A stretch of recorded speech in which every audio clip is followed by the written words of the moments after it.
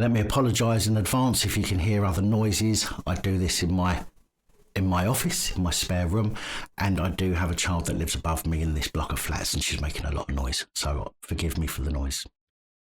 A Surrey police constable has lost his job after allegedly leaving a female colleague in tears due to his sexually inappropriate comments.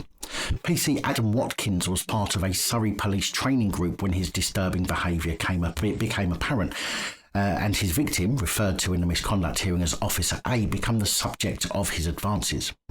Watkins was said to have asked Officer A wholly inappropriate questions, such as if she had christened her new house with her boyfriend yet, and also asking how large her boyfriend's manhood was, then gesturing with his hands and asking her to stop when he had reached the correct size.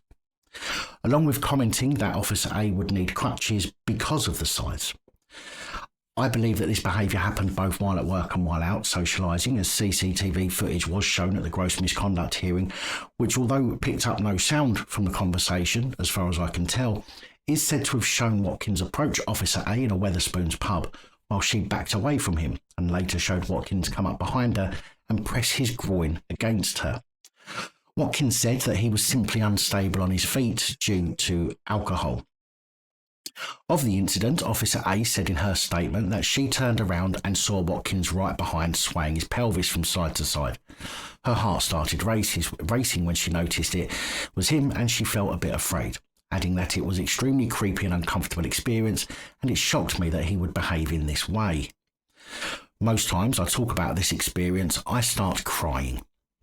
Now, to be clear here, if a female cop can't handle some inappropriate behaviour from a colleague, then how exactly can she be expected to handle the public? I'm certainly not saying that Watkins' behaviour should be overlooked or even trivialised, but as a cop they are expecting to be hardened to inappropriate behaviour and words.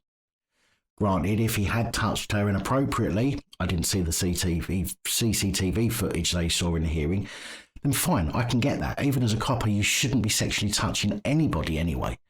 And the more of these reports I see about cop-on-cop incidents makes me far more fear, more and more. Fucking hell, I'm struggling tonight. Let's try that again.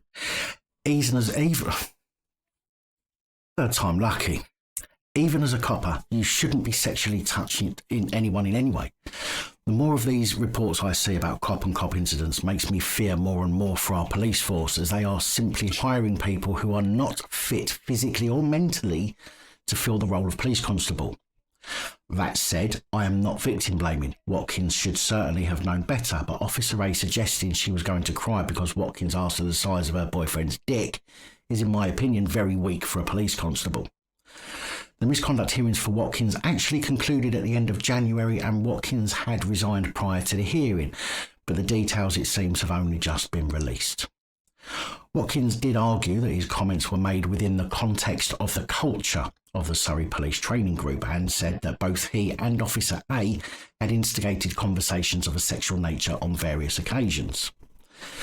The misconduct panel said that they felt Officer A remained significantly affected by Watkins' actions, in which case I hope they're considering her taking off active duty and supplying her with mental health professionals to talk to, because if she has been affected by it so significantly, then she shouldn't be dealing with the public in any capacity. According to the misconduct panel, Watkins was unable to regulate his own conduct and relied on Officer A to point out his conduct was unacceptable, instead of taking responsibility himself for his actions. And while I agree to a certain extent, I also think that nobody knows where the line is until we cross it.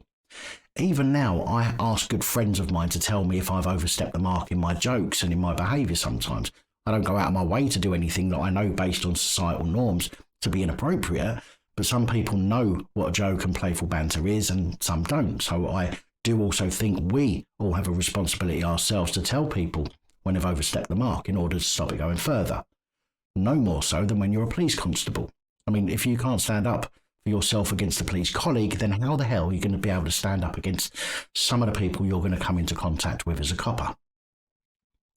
Watkins disputed an allegation that whilst Officer A was discussing what she was going to wear on the end of training celebration with her colleague, he said, "Are you going to get your tits out?" Instead, he believed that he said, "Are you going to get the girls out?" and clarified that by girls, he did mean tits. Accordingly, the panel considered that whether the words girls or tits were said by Watkins, the difference was not significantly material. While admitting to misconduct, Watkins denied it reached a level of gross misconduct as he hadn't meant any harm or distress to Officer A. Now, I do think this was gross misconduct if he was seen to be pressing his groin against her, as nobody should be touched inappropriately, but without more context on what was said and whether she herself was involved in instigating sexual conversations, I'd have to say that part was probably just misconduct.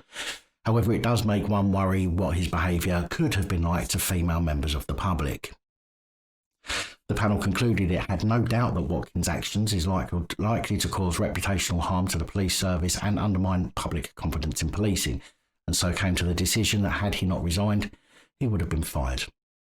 Now, of course, I am in no way trivialising his behaviour when it comes to touching another person, and although he was a copper and should have known better, I think that it's human nature to flirt with people and have banter, and sometimes we do overstep the mark without realising, especially if the other person is getting involved in the conversations and the banter, which we have no evidence that she did or didn't from the reports that I've seen, but we should also be able to tell people that they've done something we didn't like and still remain friends with them if it was a genuine mistake.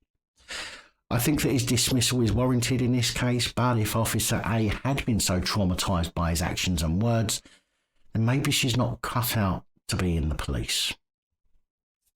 Just saying. If you found this report informative, please give us a thumbs up and share your thoughts in the comments below. Don't forget to subscribe and share this video for more updates, and we'll see you in the next.